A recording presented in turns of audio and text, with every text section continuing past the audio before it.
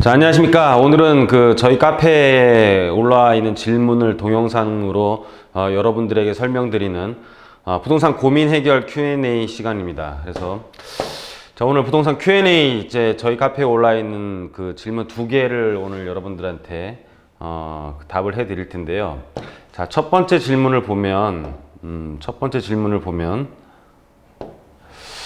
자, 안녕하세요. 부동산 초보 새신랑 1년 차입니다. 그래서 19년 초에 지금 안 사면 안 될 것 같아 전세가율이 높은 은평구 응암동에 97년에 지어진 나홀로 아파트를 샀대요. 나홀로 아파트를 샀는데 응암역이 바로 앞이어서 사긴 했는데 자, 사도 걱정이다.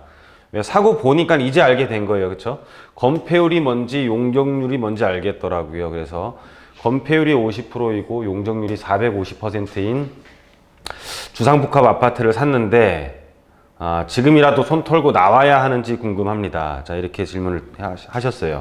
그래서 이 용적률이 450%다. 용적률이 450%면은 예를 들어 내가 45평 집을 갖고 있으면 아마 대지 지분이 45평의 건물을 갖고 있으면은 대지 지분은 10평이란 뜻이죠. 10평 곱하기 450% 하면은 요게 이제 45평이 되는 거죠.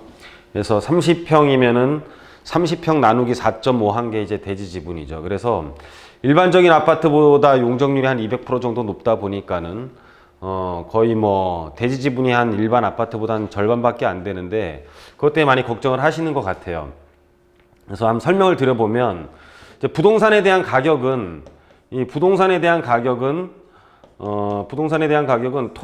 토지 가격, 이제 우리가 토지 가격일 수도 있고 또 건물만의 가격이 있는 것도 있겠죠. 우리가 토지랑 건물은 이 등기가 별도로 되는 거 알고 계시죠. 그래서 보통 우리가 집합 건물 같은 경우는 토지와 건물을 일괄 평가를 하게 되죠. 그래서 토지의 가격과 건물의 가격이 어떤 부동산에 대한 가격이라고 보시면 되는데 건물은 32평인데 예를 들어 그럼 대지 지분은 한 7평? 7평 정도 되는 거죠. 이 산 금액은 지금 산 주상복합의 금액은 건물은 32평인데 대지 지분이 너무 적다 보니까는 건물은 소모품인 것에 비해서 대지가 갖고 있는 대지 지분이 너무 작다 보니까 떨어질 것이 아니냐라고 생각을 하는데 꼭 그렇게 말할 수는 없어요. 아마 이게 지어진 게 역세권이고요. 우리 한강변이 오르는 것도 마찬가지예요. 한강변에 대한 가치가 올라가면서 한강변에 대한 가치, 우리나라 사람들이 이제 소득 수준이 올라가면서 집의 본연의 가치보다는 어떤 조망이라는 좀 사치 쪽에, 이 조망은 우리 집에서 잠자고 먹고 자고 하는 데는 큰 도움은 안 되는 거잖아요. 조망은 집 외에 별도로 즐기는 사치죠. 그러니까 먹고 살만하니까는 사치 쪽에 관심이 있다 보니까는 한강변에 대한 역세권, 한강변에 대한 조망권이 굉장히 가격이 올라간 것이죠. 근데 마찬가지예요. 사람은 좀 돈이 많아질수록 여유가 생기면서 점점 게을러지는 습성이 있죠. 그러다 보면서 이 역세권에 대한 가치도 나중에 올라가지 않겠느냐라고 판단이 돼요. 그래서 역세권에 지금 450%인 거 보니까는 아마 준주거 지역에 지어진 것 같은데, 건물이 감가되는 속도보다 토지에 대한 상승률, 역세권에 대한 가치가 더 올라가면은 토지에 대한 상승률이 높아질 경우에는 사실은 가격이 안 떨어질 수도 있지만 그 정도까지 가는 데는 오래 걸릴 가능성이 높기 때문에 일단은 팔아야 되겠죠. 그렇죠? 팔 수 있으면 파는 게 좋아요. 왜냐면 여기에 대해서 가장 큰 단점은 뭐냐면 역세권 다 좋은데 단점은 뭐냐면은 나홀로 아파트라는 거예요. 나홀로 아파트. 우리가 아파트가 좋은 이유는 뭐죠? 아파트의 가장 큰 장점은 나홀로가 아니라 대단지일수록 더 좋죠. 대단지일수록 더 비싼 이유는 또 뭘까요? 우리가 만약에 막 이런 땅들이 막 있었어요. 여기 건물들이 막 여러 필지라고 보고 이 땅을 한 땅 한 땅 구입해서 사다 보면은 한 땅 한 땅 구입해서 어떤 한 사람이 1인이 한 땅 한 땅 구입을 해서 사다 보면은 계속 점점 한꺼번에 동시에 다 계약을 하지 않는 이상 어떤 사람은 점점 더 비싼 가격을 요구할 거 아니에요. 또는 이만큼을 다 못 사서 건물을 못 지을 수도 있겠죠. 그래서 근데 이 땅을 다 사기 위해서는 어마어마한 또 비용이 개별적인 땅을 하나 사는 것보다 이 전체를 사는 데는 하나를 사는 것보다 이 전체를 사는 비용이 나누기 평형으로 해보면은 하나의 단가보다 훨씬 높아지겠죠. 왜냐하면은 땅이 옆에 있는 거를 팔린 걸 알고 어떤 사람은 더 달라 그럴 것이고 이만큼의 사업을 하려고 하는 거를 아니까는 거기에 대해서 뭐 알바기처럼 막 더 많이 달라고 버티는 사람들 있을 것이고 또는 뭐 죽어도 안 판다고 하는 사람을 설득해야 되는 경우도 있을 것이고 그래서 이만큼에 대한 면적을 매입을 해서 사는 데서 대단지를 만드는 데는 되게 어려운 일이에요. 근데 나라에서 여기에 있는 사람들 것을 사서 지으라고 하는 게 아니라 니네들끼리 모여서 지어라고 하는 것이 우리가 정비사업이죠.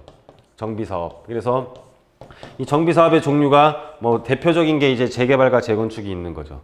그래서 정비사업으로 된다라는 것은 이렇게 대단지로 되는데 어려움을 겪을 수 있는데 나라에서 정비구역으로 묶어주면 그 또한 어떤 가치가 있기 때문에 대단지 구역들은 조합원들에 대한 프리미엄이 굉장히 올라가는 거죠. 그래서 이런 것들을 대단지가 형성이 되면은 일단은 비슷한 사람들끼리 커뮤니티를 형성하게 되고요. 그리고 대단지 아파트가 만들어져서 거기에서 애들을 교육시키게 된다라면은 주변에 이제 유해 시설이 별로 없어지면서 애들이 교육 환경도 굉장히 좋아질 수가 있죠. 왜냐면은 대단지 내에서는 애들에 대한 어떤 수준이 크게 급격하게 벌어지지가 않잖아요. 그래서 우리 뭐 잠실에 있는 엘스 아파트 같은 경우 초중고가 다 단지 내에 있으면 거기에 대해서는 뭐 가격이 잠실에서 송파구에서 가장 비싸게 나가는 이유도 뭐 그런 이유 중에 하나이죠.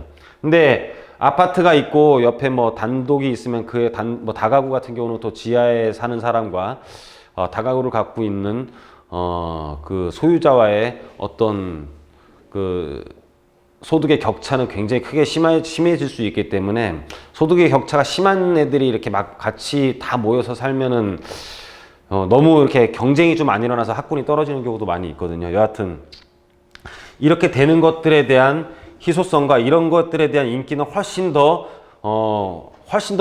높아져요. 물론 역세권이라는 희소성도 있지만은 나홀로 아파트를 짓는 데는 상대적으로 되게 쉬워지겠죠.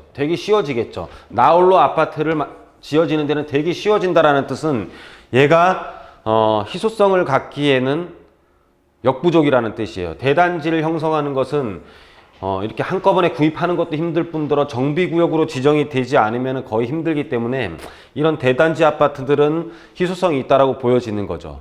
기존의 아파트가 대단지로 변하는 거지 새로운 대단지 아파트가 서울에서 태어나기는 굉장히 어렵죠.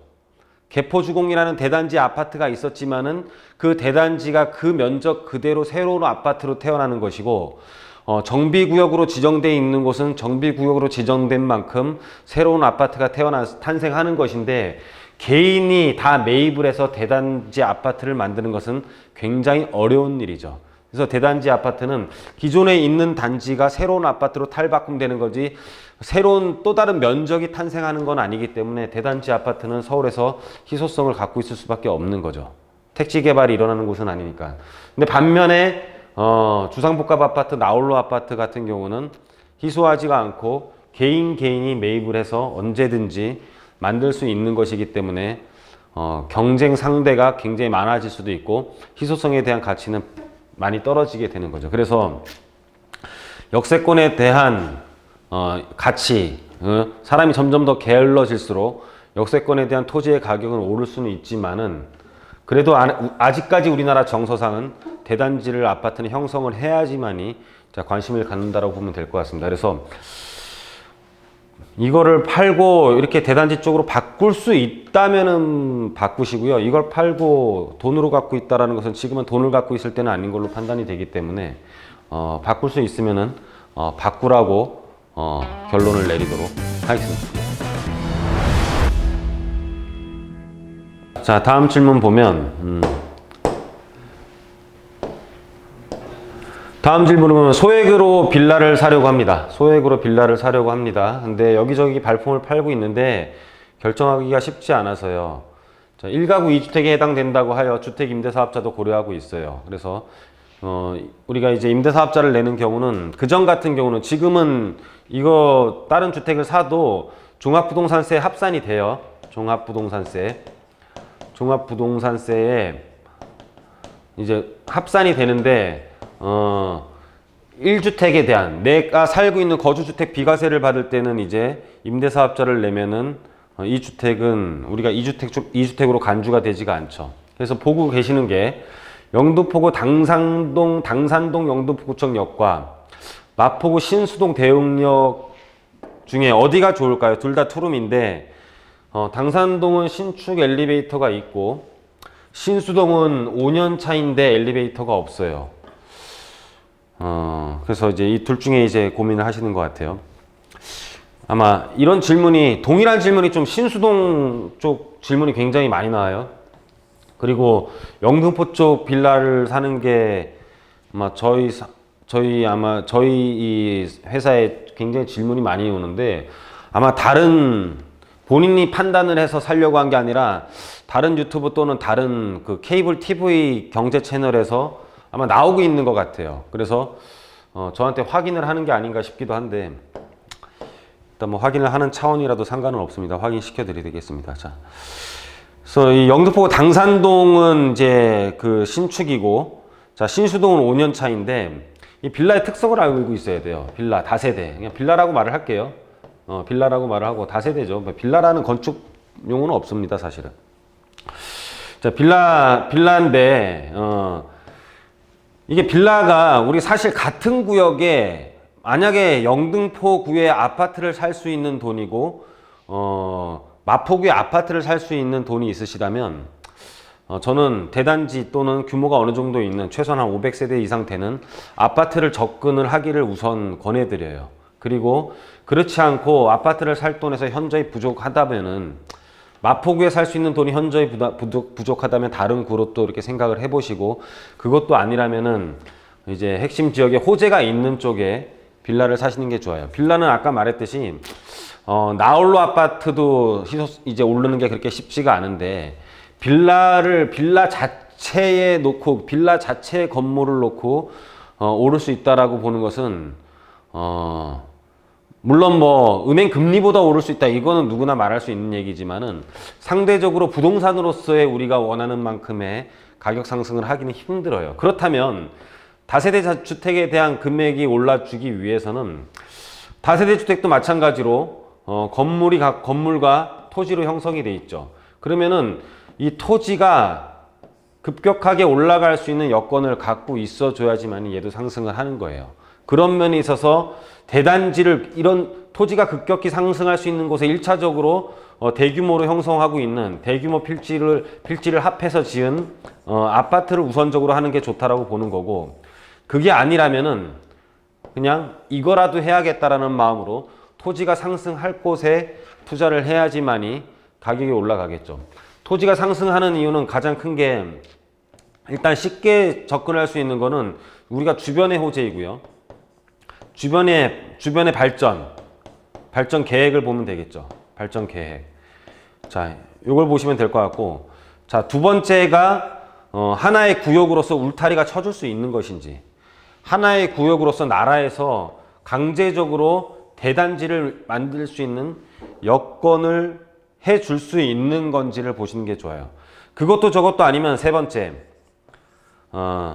수익형 부동산으로서 흔히 알고 있는 뭐 오피스텔의 대안이 될 수 있는 건지, 최소한의 수익형 부동산의 대안이 될 수 있는 건지. 물론 다세대 주택도 과거 한 3, 4년 전 비교하면은 3, 4년 전보다는 단독 다가구의 가격이 굉장히 많이 올랐기 때문에 어느 정도 상승을 한 건 있어요. 하지만 우리가 바라는 것은 그런 상승이 아니라, 1차원적인 상승이 아니라 다른 지역보다 더 많이 오르는 것을 원한다라면은, 자, 이거를 꼭 보고 들어가셔야 돼요. 최소한의 가능성도. 그래서 제가 보기에는 당산동, 신수동에 대한 정확한 번지가 있었으면 좀 좋을 것 같고요.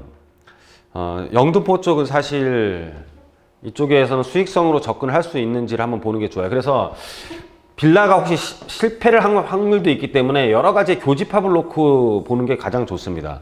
그래서 수익형이 될 수 있는지 또는 대단지 형성에 대한 요건이 가능할지,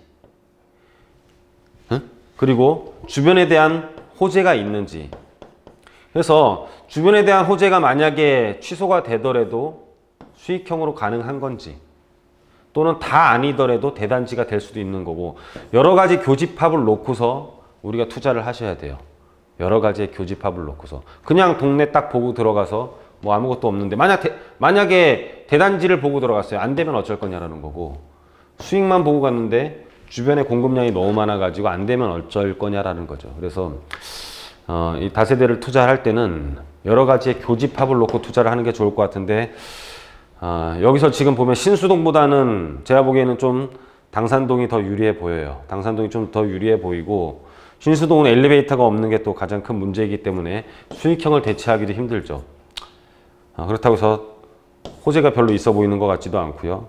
대단지를 형성할 수 있는 곳이라면 들어가도 되는데, 아직 확정된 부분이 아니기 때문에 이런 것들을 포기하고 들어가기에는 조금은 리스키하다라는 거죠. 그래서 여러 가지의 중첩적인 호재를 놓고 교집합이 몇 개가 형성되는지를 보고 투자를 하시는 게 좋겠다, 이렇게 말씀드리도록 하겠습니다. 자, 오늘 두 가지 질문을 여러분들에게 설명드렸는데요. 많은 도움이 됐으면 좋겠고, 꼭 이 질문만 보고 있는 게 아니라 여러 가지 응용해서 여러분들이 좀 들었으면 더 좋을 것 같습니다. 자, 오늘 Q&A는 여기서 마치도록 하겠습니다.